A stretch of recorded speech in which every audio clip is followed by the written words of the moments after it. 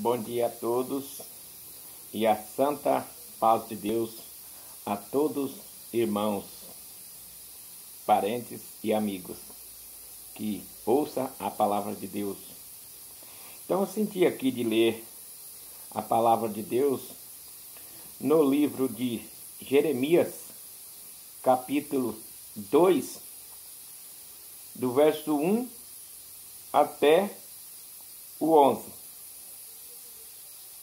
O título dessa leitura nos diz assim: Jeremias é enviado a Jerusalém para repreender pela sua rebelião. E os irmãos e amigos entendem o que é uma rebelião, né? Uma rebelião num presídio não é coisa muito boa. Mas aqui na palavra de Deus, essa rebelião que Jeremias está falando nessa profecia realmente Jerusalém estava sendo castigado, né, pelo povo. Quando fala aqui no primeiro versículo aqui, ó, aí fala assim: e veio a mim a palavra do Senhor, vai e clama aos ouvidos de Jerusalém, dizendo: assim diz o Senhor, lembro-me de ti, do teu beneficência, da beneficência da tua mocidade e do amor dos teus desposórios, quando andava após mim ao deserto, numa terra que se não semeava. Então Israel era santidade para o Senhor, e era as primícias da sua novidade. Todos os que devoravam eram tidos por culpado. O mal vinha sobre eles, diz o Senhor. Ouvi a palavra do Senhor, ó casa de Jacó, e toda a família da casa de Israel.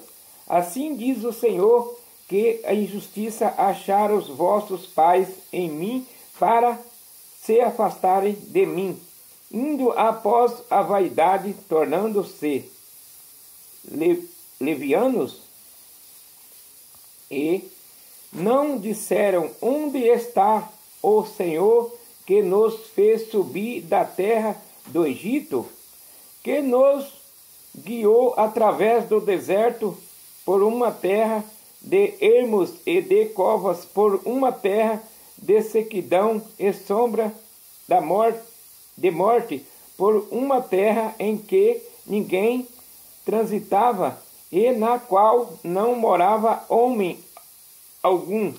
E vós introduze numa terra fértil para comerdes o seu fruto e o seu bem, mas quando nela entraste, contaminaste a minha terra, e da minha herança fizeste uma abominação. Os sacerdotes não disseram: onde está o Senhor? E os que tratava da lei não me conheceram, e os pastores prevaricaram contra mim, e os profetas profetizaram por Baal, andaram após o que é de nenhum proveito. Portanto, ainda plantearei convosco, diz o Senhor, e até com os filhos de vossos filhos plantearei. Porquanto passais as ilhas do Quintim e Verde, e enviai e a Quedar, afetai bem, vede se sucedeu coisas semelhantes. Houve alguma nação que trocasse os seus deuses, posto não serem deuses? Todavia, meu povo trocou a sua glória pelo que dê nenhum proveito. Então aqui nos fala aqui que aquela terra de Jerusalém, quando era no tempo, aqui fala no tempo da mocidade, que era um povo novo na terra. Quando fala de mocidade, está falando de uma situação nova. Então aquele povo se idolatrou, que aqui até fala do sacerdote, né? No capítulo 2, no verso 8, fala assim: os sacerdotes não disseram onde está o Senhor. Então, aqui claramente fala que os sacerdotes, os próprios sacerdotes, estavam ensinando aquele povo errado, que, né, estavam ensinando que para idolatrar, né? Aqui muito claramente fala, eles estavam prostrando o joelho, se curvando o joelho de frente de uma imagem, né, de escultura, seja de barro, seja de madeira, de plástico. Estava se posseando, tendo aqueles ídolos, como que era o Deus vivo e era um Deus morto. Porque nós sabemos, meus irmãos e amigos, nós não podemos tirar a nossa fé, trocar a nossa fé para colocar em ídolos, né? Porque nós temos que servir um Deus só, o Deus vivo, né? O Deus que tudo pode. Mas nós não devemos se idolatrar, né? Puxar para o lado da idolatria. Então, por causa disso, aí a vaidade, aqui na palavra de Deus fala, né? Que fala assim, ó, no verso 11. Houve alguma nação que trocasse os seus deuses, posto não seres deuses? Então, aqui está falando aqui, ó. Estou falando da palavra de Deus, que está escrita aqui, registrado. Aqui no capítulo 11, Deus está fazendo a pergunta para aquele povo, né? Então, Jeremias foi levar aquela mensagem, levar aquela profecia, o profeta Jeremias, para falar para aquele povo que aquela terra, o motivo que aquela terra estava sendo castigada. Porque eles puxaram para o lado da idolatria. Eles abandonaram o Deus de poder, né? Onde fala ali, ali no texto de Jeremias, onde fala ali, lembramos da nossa mocidade, porque eles, nesse tempo, que era nova terra, né? Eles serviam o Deus vivo, o Deus que tem poder. Mas depois que eles foram se idolatrando, aí foi enfraquecendo, aí foi a destruição, aí entrou o homicídio, entrou a prostituição, o adultério, aí eles ficaram sem força nessa terra, peregrinando, ficaram como peregrinos. Aí Deus enviou o profeta Jeremias para falar com aquele povo, para aquele povo se arrepender. Então essa foi a mensagem que Jeremias levou. Mas hoje nós vemos isso no povo, nas pessoas que servem a Deus, que acreditam num Deus vivo.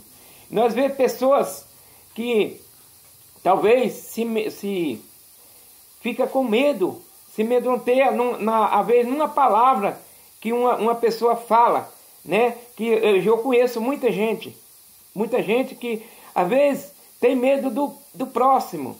Às vezes a pessoa fala uma coisa assim e ele pensa que está falando com autoridade. E às vezes uma pessoa errada, uma pessoa da idolatria, uma pessoa que vive no pecado, que vive acreditando em coisas vãs, né? E aí a pessoa, nós não devemos ter medo. Você que está ouvindo essa palavra, nós não devemos ter medo. Ainda mais nós que somos evangélicos. Eu conheço pessoas da minha família mesmo, né? Que tem medo do homem. Uma pessoa que se converteu nessa graça, não pode ter medo. Não pode. Se ele falar para mim, pregar a palavra e falar assim, não, eu sou um crente fiel, só Jesus Cristo, né, que foi fiel. Falar assim, eu abandonei tudo e sigo um Deus vivo que tem poder. Então ele não pode ter medo do próximo. Ele tem que abrir a palavra de Deus e explicar. E não acreditar nas palavras vãs, nas mentiras, né? Que a pessoa às vezes fala, eu fiz isso, eu fiz aquilo, se gargantear assim sobre valentia, né, sobre violência, que violentou alguma pessoa, então essa pessoa que acreditar nisso daí, vai me desculpar, meus irmãos, se for batizado, convertido, ele está desacreditando da palavra de Deus, está fazendo igual esse povo lá de Jerusalém, que acreditou em coisas, ídolos, né, que não tinha poder. Então, mesmo assim, é a nossa vida. Se nós acreditar na violência de alguma pessoa que chegar e falar para nós, e nós der ouvido, e nós estamos abandonando a palavra de Deus. Nós estamos abandonando isso daqui, a palavra de Deus, né? Esse é um livro fechado, né? Mas ele aberto é a boca de Deus falando com todos nós.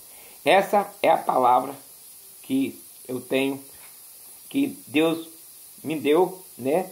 Para mim citar, para mim ler e falar, o entendimento de entender o conteúdo dessa palavra. Que Deus abençoe.